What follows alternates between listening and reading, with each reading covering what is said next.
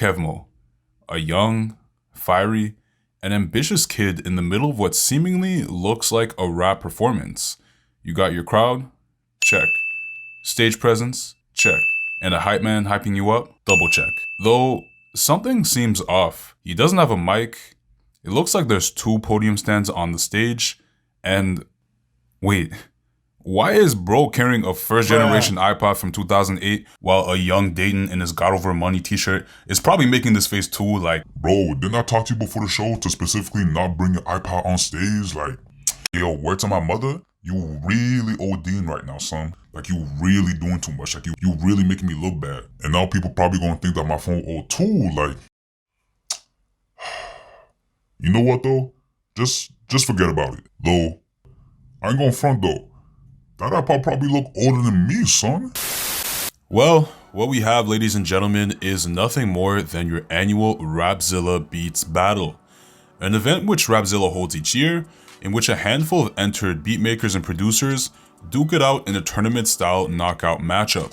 For 2 rounds, each contestant plays a minute of their best beats, and the MC, sometimes along with the crowd or a panel of judges, will decide who will win. And this isn't a new concept to hip-hop, as traditionally, beat battles have always been around in hip-hop, kinda like how people will host rap battles, except instead of people spitting some fire bars, you're gonna get some people spitting some fire tracks. And so young Kev, who's up against an experienced DJ Pez, seems to be in the middle of a close and heated matchup. And in a series of beats being played, both of these guys knew that only one of them would move on to the semifinals. And much to your surprise, it wasn't Kevmo who would move on, as he'd go down in a very close tiebreaker round decided by an indecisive crowd and panel of judges, which honestly can't even be blamed. And if you watch the video, you can see for yourself how each producer kept impressing the crowds with their crazy beat selections. But either way, someone was going home, and that someone was Kevmo. However, this loss didn't mean the end, as this loss and learning experience was simply the beginning of Kevmo's music career. Though much to the contrary of my own thoughts and opinions, Kevmo actually stated in a later interview with Rapzilla that when he went on stage, he felt like he actually had no confidence, and felt like he got completely destroyed by DJ Pez. He even went as far as to say that he thought about completely quitting music at that time, as he had entered the beat battle in the hopes to go far and find some music placements or potential music connections. Because Kevmo had only been making beats since the 7th grade, from an iPad that his mom had bought him. And from there, he would eventually discover SoundCloud and would upload some of his beats, to which he was actually surprised to hear people rapping to his beats and reaching out to him for more. And this would motivate him to work on his music all throughout high school. However, many of his peers discouraged him from spending time on his newfound love for music, since he was fully committed to playing varsity baseball, and by his senior year of high school, Kevmo had not found many connections or placements, and this would lead him to enter the beat battle that same year. However, now that Kevmo had lost, he just felt like it was time to just hang everything up. That is, until another opportunity came into the picture. Meet KAG, an artist/producer from a Christian collective called RPSMP that took a keen interest in Kevmo and wanted to work with him, as he had liked what he had heard from Kevmo's performance, and so KAG would take Kevmo under his wing and mentor him. For Kevmo, he knew that this was a great opportunity, as he stated that KAG took me in and gave me the confidence, and I give everything to God that God sent KAG to take me under his wing. That dude gave me the tools that I needed and gave me confidence. And so for Kevmo, this would finally mark his first official step into CHH, as he would continue producing music and pick up even more connections from artists and producers around the community.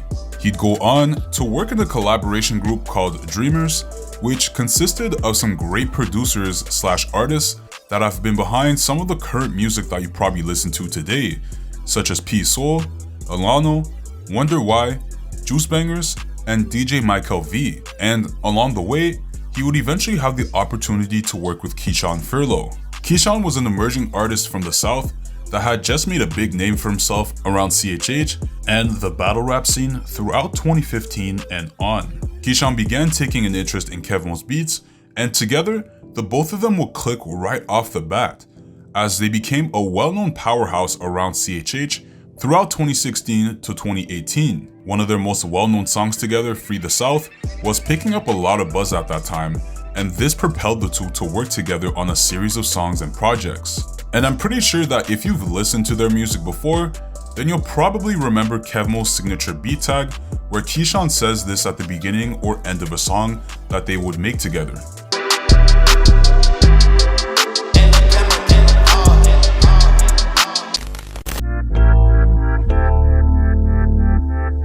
Hey, look, Kevmo, kill him all.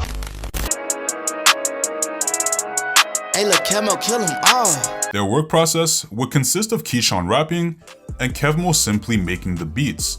It was a cohesive effort that was also highlighted by their signature cover titles on their artwork that you've probably seen during their 2017 to 2018 run, as most of their song covers usually don't have the producer's brand logo or name in the title. But Kevmo and Keyshawn worked so well together that their work was like a 1-2 combo, and at the time that Kevmo worked with Keyshawn, he also began taking rapping more seriously, as he had put out a few songs in the past, and his work and style of production was rapidly circulating around the CHH community. However, now he wanted to fully expand his music skills and went on to drop a string of singles throughout 2017, including Gucci with Keyshawn and Joey Vantes, Demons, and Running Up Again with Joey. In an early 2018 Rapzilla interview, when asked about the message behind some of his songs, Kevmo gave some details behind the scenes about how he made Gucci, mainly because when the song refers to the hook "Snakes on me but I'm Gucci," his message is mainly referring to the fact that he's ran into rappers in CHH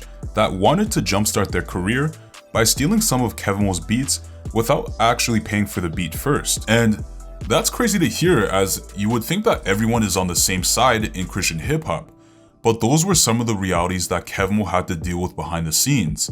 He also mentioned that fans would always message him wondering why the song isn't Christian, because he sounded like he was making a song about the clothing line Gucci, which wasn't the case at all. He further expressed that due to his experience in the CHH community, he always kept his distance, as he quotes that his intent is never to make evil music that promotes darkness, as the people in his life that he puts himself around are all strong Christians. And I think what clarifies his comments about this as well is when he's asked if he's vocal about his faith, in which he replies, "If someone comes up to me and questions my faith, then I'll always respond with my honest answer, because that's just something that you don't mess with. But sometimes I'll also get people who ask about my faith, but take it too far." These were some of the many instances that Kevmo would often deal with when it came to the CHH community. In the same interview, he also talks about the meaning behind one of his most known songs, Running Up, which is about seeing people in his life get destroyed by alcohol or being in a bad relationship,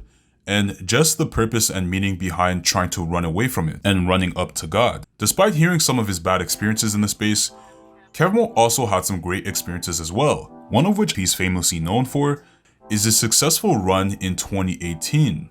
This is where we would see Kevmo truly transition into being a full-time artist, as he would drop a series of singles all throughout the first half of 2018, and this would be topped in May by his second most streamed song to date with Joey, called Times Will Change. It's a great song that I still listen to this day. But Kevmo wasn't done yet, as he was set to debut his first and most familiar EP, La Soul Boulevard, which will go on to be his best body of work. In our next video, we'll take a look at his project and why, even though his project did so well, how and why was Kevmo still set to put down his music and walk away entirely from CHH. On that summer night, lonely, but I think I'm fine. She don't know me. She got some things she can show me. I think I'm walking it